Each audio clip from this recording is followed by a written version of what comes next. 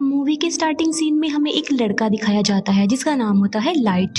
उस वक्त लाइट अपने स्कूल में होता है। तब अचानक ही वेदर चेंज हो जाता है, हवाएं चलने लगती हैं और आसमान से एक बुक जमीन पर आकर गिरती है। वो बुक लाइट को मिल जाती है। लाइट उसे चेक करता है और फिर अपने पास रख लेता है।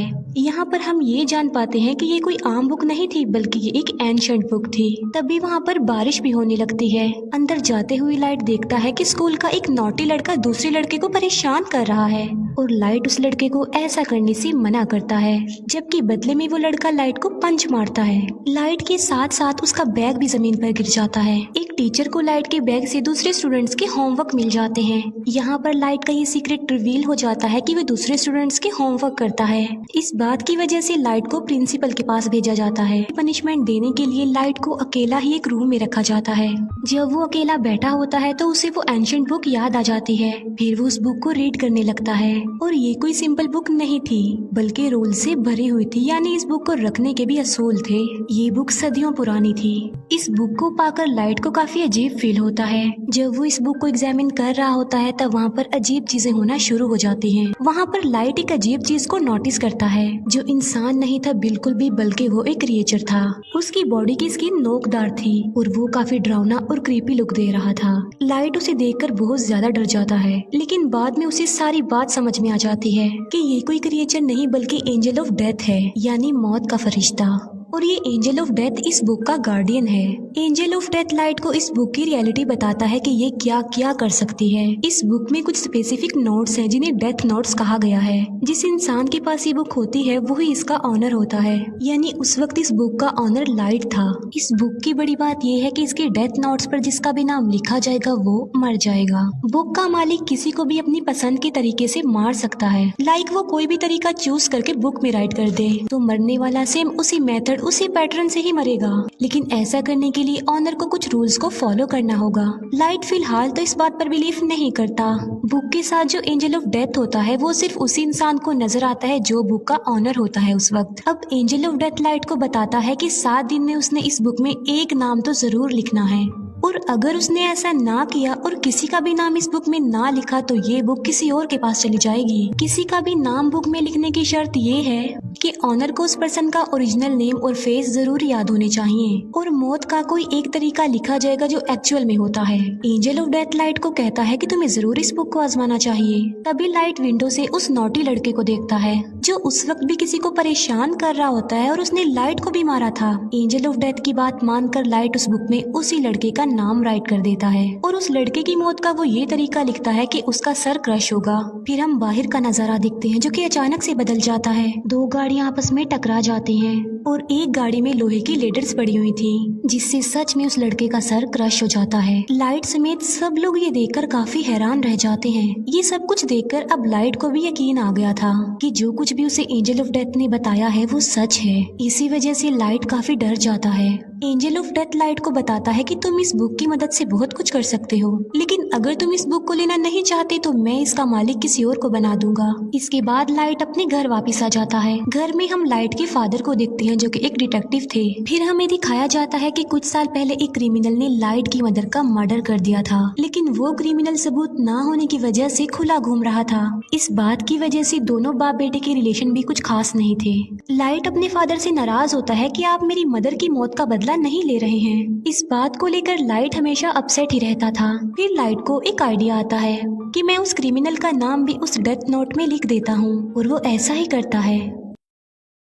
उस क्रिमिनल का नाम वो डेथ नोट में लिख देता है। फिर हमें वही क्रिमिनल दिखाया जाता है जो कि अपने साथियों के साथ पार्टी कर रहा था, और सडन देखते ही देखते सबकी आंखों के सामने उसकी मौत हो जाती है। जब बाप बेटे को उस क्रिमिनल की डेथ की खबर मिलती है तो वो काफी खुश हो जाते हैं। यहाँ पर लाइट ने अपनी मदर की डेथ का बदला भी ले लिया और लाइट और उसके फादर का रिलेशन भी अच्छा हो गया। फिर लाइट सोचता है कि आखिर इस बुक की पावर को अच्छे कामों के लिए कैसे इस्तेमाल किया जाए।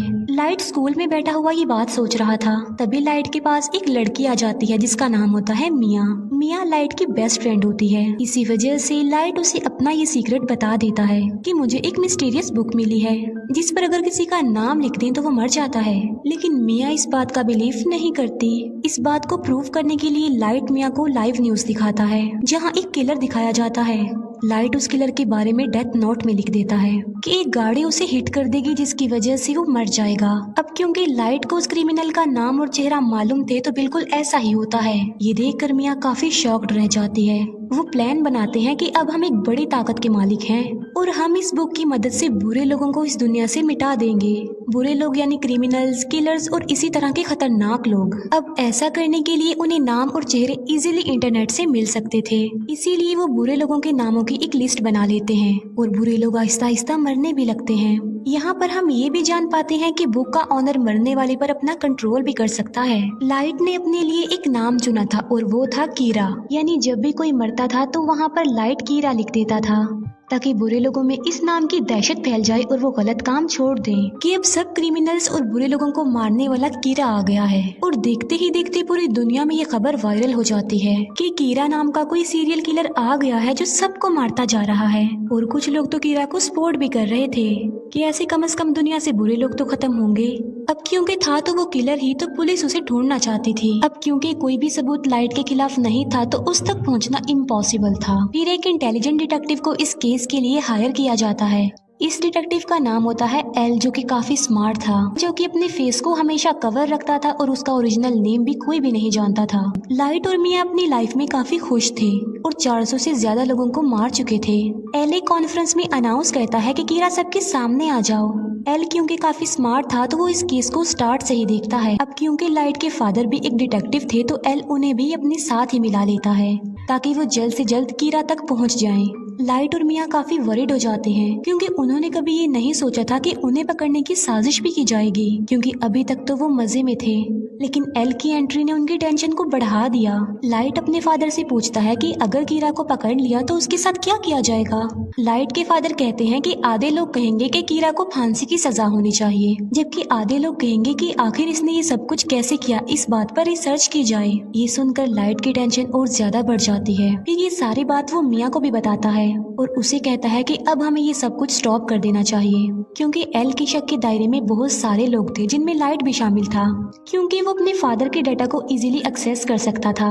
इसीलिए एल एक एजेंट को लाइट के पीछे लगा देता है ताकि वो लाइट की एक्टिविटीज पर नजर रख सके। जब लाइट को इस बात का रियलाइज होता है तो वो खुद को नॉर्मल रखता है। बुक में लाइट का इंटरेस्ट कम होता देखकर मिया को बुरा लग जाता है, क्योंकि ये सब करके मिया काफी इंजॉय कर रही थी। लाइट और मिया के लिए उनके रास्ते का पत्थर एल बन गया था, लेकिन वो चाह कर भी एल को नहीं मार सकते थे, क्योंकि ना तो वो लोग उसका ओरिजिनल नेम जानते थे और ना ही उन्होंने कभी उसकी शक्ल देखी थी, जो कि बुक का रूल भी था।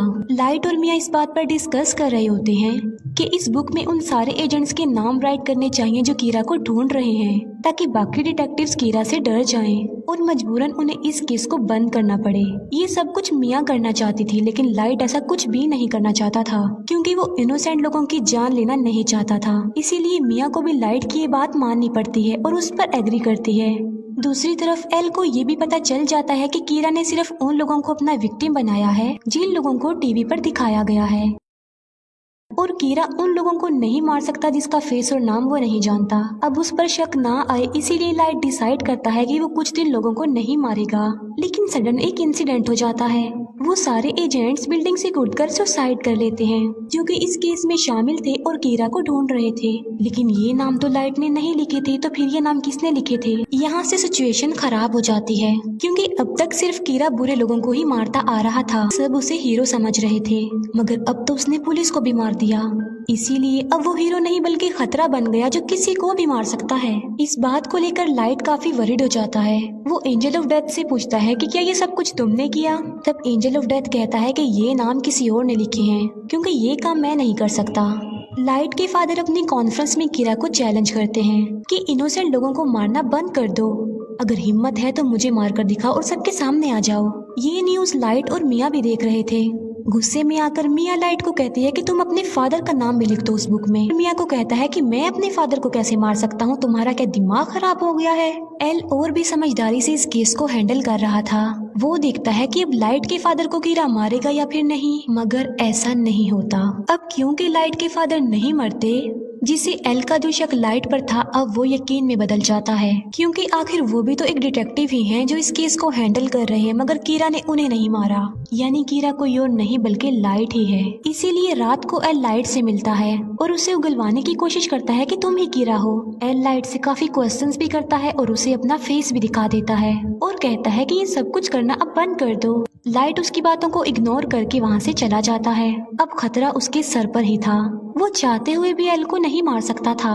मिया एल को कहती है कि मैं तुमसे प्यार करती हूँ और इस मुसीबत से निकलने के लिए हमें कुछ करना चाहिए। एल को अपने रास्ते से हटाने के लिए लाइट काफी सोचता है। वो कहता है कि एल का चेहरा तो मैं देख ही चुका हूँ, मगर एल का ओरिजिनल नेम उसका फ्रेंड जरूर जानता होगा। लाइट एल के फ्रेंड का नाम उस बुक में राइट कर देता है और उसे अपने कंट्रोल में कर लेता है। अब यहाँ पर बुक का एक और रूल सामने आता है कि अगर ओनर ने किसी के नाम वाला पेज जला दिया तो वो पर्सन बच जाएगा और उसे कुछ भी नहीं होगा। लेकिन एंजल ऑफ डेथ लाइट को बताता है कि ये सिर्फ एक ही दफा होगा। अब एल का फ्रेंड लाइट के कंट्रोल में आ चुका था, मगर वो भी एल का ओरिजिनल नेम नहीं जानता था। लाइट उसे कहता है कि किसी भी तरह एल का असली नाम पता लगवाओ। तब एल का फ्रेंड बताता है कि एल एक अकेडमी में जाता था, मे भी उसके डॉक्यूमेंट्स में उसका ओरिजिनल नेम हो, इसीलिए लाइट उसे फौरन अकेडमी में जाने को कहता है। एल का फ्रेंड ऐसे ही करता है और वो अकेडमी में चला जाता है। लाइट का प्लान था कि जब उसे एल का ओरिजिनल नेम पता चल जाएगा तो वो उस पेज को जला देगा जिस पर एल के फ्रेंड का नाम लिखा है, जिससे उसकी जान बच जाएगी और सब कुछ नॉर्मल हो जाएगा। लेकिन एल को डाउट हो जाता है कि उसका फ्रेंड मिसिंग है। उसे सारी बात भी समझ आ जाती है कि लाइट ने उसे भी अपने कंट्रोल में ले लिया होगा मेरा असली नाम जानने के लिए। इस बात से एल काफी वरिड हो जाता है, इसीलिए एल बगैर इन्फॉर्म किए लाइट के घर पर आ जाता है। वो लाइट के फादर को कहता है कि आपका बेटा ही असल कीरा है और इसी ने ही मेरे फ्रेंड को गायब भी किया है। लेकिन लाइट पर किसी को भी शक नहीं था क्योंकि उसके खिलाफ कोई सबूत जो नहीं था। एल उनके घर की तलाशी लेता है, मगर उसे वहाँ पर कुछ भी नहीं मिलता, ना ही वो एंशिएंट बुक मिलती है क्योंकि मिया उसे अपने साथ ले गई थी।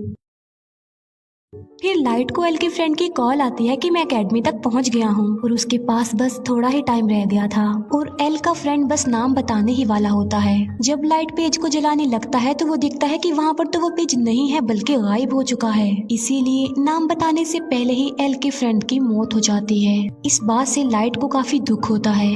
फिर एक डांस पार्टी में मिया ये राज रिवील करती है कि एल के फ्रेंड के नाम का पेज मैंने ही फाड़ा था और तो और पुलिस ऑफिसर्स के नाम भी उस बुक में मैंने ही लिखे थे। वो बताती है कि अब तो मैंने तुम्हारा नाम भी लिख दिया है उस बुक में। और लाइट की मौत का तरीका ये है कि आधी रात को उसकी हार्ट बीट बंद हो जाएगी और वो मर जाएगा। वो कहती है कि अगर तुम मुझे ये बुक दे दोगे तो मैं तुम्हारा नाम जला दूंगी। यानी मिया ने बुक हासिल करने के लिए लाइट को अपने प्यार के ट्रैप में फंसाया। जब एल को अपने फ्रेंड की डेथ का पता चलता है तो वो लाइट के पीछे पड़ जाता है। एल फिर लाइट को पकड़ ही लेता है, मगर एल वहाँ खड़े एक शेफ को कहता है कि ये कीरा है, मेरी हेल्प करो इसे पकड़ने में। लेकिन वो शेफ एल को ही बेहोश कर देता है क्योंकि वो कीरा का सपोर्टर जो था। भागते भागते लाइट मिया को भी अपने साथ ले जाता है और वो दोनों एक झूले में आ जाते हैं। दोनों ऊपर ही फंस जाते हैं और इतनी ही देर में वहाँ पर पुलिस भी आ जाती है। लाइट मिया को कहता है कि अगर तुम मुझसे प्यार करती हो तो इस बुक को तुम टच भी नहीं करोगी, हम एक होकर सब कुछ नॉर्मल कर देंगे। लेकिन मिया लालची थी तो वो उसकी बात नहीं मानती। वो उस बुक को लाइट से स्नैच कर लेती है। ये देखकर लाइट मिया को कहता है कि ये तुमने बहुत गलत किया है। ये सुनकर मिया समझ जाती है कि उस बुक में लाइट ने मेरा भी नाम लिख दिया होगा। अब दोनों के नाम ही बुक पर थे तो सडन दोनों नीचे गिर जाते हैं। मिया की तो मौके पर ही मौत हो जाती है, लेकिन लाइट पानी में जाकर गिरता है। फिर हम लाइट को एक हॉस्पिटल में देखते हैं जो कि कोमा में चला गया था। इसी दौरान और क्रिमिनल्स की भी मौत हो जाती है। वो लोग देखते हैं कि एल का शक तो लाइट पर था, लेकिन वो तो कोमा में चला गया है, लेकिन लोग तो स्टिल मर रहे हैं। फिर हम देखते हैं कि जब मिया और लाइट झूले से गिर रहे थे तब एक पेज उस बुक में से निकलकर गिरता है और जल जाता है और उस पेज पर लाइट का नाम लिखा हुआ था। लाइट ने एक समझदारी की थी। जब उसे पता चला कि मिया ने उसका नाम लिख दिया तो उसने बुक में ये लिखा कि अगर मिया उससे ये बुक ले लेगी तो वो मारी जाएगी और वो पेज जिस पर लाइट का नाम लिखा हुआ है वो भी जल जाएगा और लाइट पानी में गिर जाएगा। इसी के साथ ही उसने बहुत सारे बुरे लोगों के नाम भी बुक में लिख दिए थे। एक बुरा डॉक्टर लाइट को पानी से बाहर निकालता है और उसे कोमा में भेज देता है और बाद में वही डॉक्टर सुसाइड कर लेता है। फिर एक और आदमी उस बुक को लेता है और उसमें बहुत सारे बुरे लोगों के नाम लिख देता है। बाद में वो आदमी उस बुक को लाइट के पास ले आता है। लाइट भी अब कोमा से बाहर आ चुका था। इसके बाद एल को सस्पेंड कर दिया जाता है, लेकिन वो एक आखिरी बार मिया के घर की तलाशी लेता है और वहाँ उसे मरने वाले सारे सारे पुलिस ऑफिसर्स के नाम मिल जाते हैं, जिसकी वजह से सारा इल्जाम मिया पर आ जाता है। अब वो बुक लाइट के पास आ जाती है और वो भी बिल्कुल ठीक हो चुका था, लेकिन उसे नसीहत हो गई थी कि अब की बाद वो किसी पर भी ट्रस्ट नहीं करेगा। और इसी के साथ ही ये मूवी यहीं पर एंड हो जाती है। Thank you for watching.